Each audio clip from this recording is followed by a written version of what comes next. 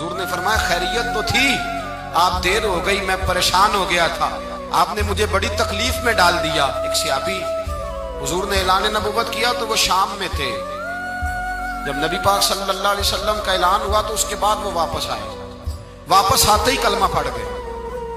تو حضرت ابو بکر صدیق کہنے لگے تو نے پوچھا ہی کوئی کچھ نہیں، کہنے لگے میں تو بڑی دیر کا غلام ہوں، انہوں نے اعلان کرنے میں دیر لگا، میں تو پرانا مرید ہوں سرکار کا۔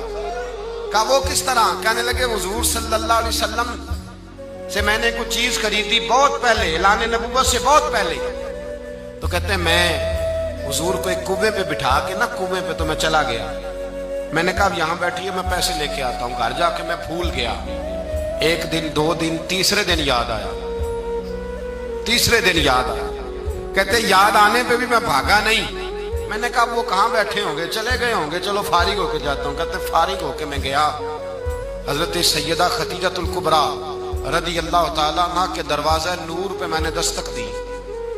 اماں جی اندر سے بولی کون ہے دروازے پہ؟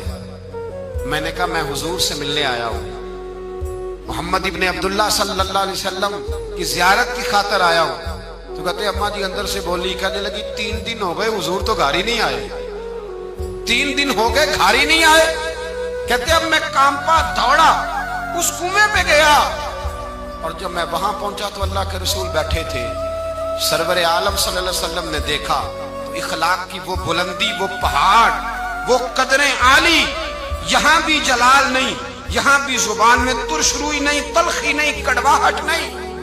حضور نے فرمایا خیریت تو تھی، آپ دیر ہو گئی، میں پریشان ہو گیا تھا، آپ نے مجھے بڑی تکلیف میں ڈال دیا۔ کہتے وہ میں نے پیسے تھمائے، راتیں بھی ہوتی تو میں مصطفیٰ کو سوچتا، دن بھی نکلتا تو میں حضور کو ہی سوچتا، صبح شام میں تلاوتیں ہی حضور کی کرتا۔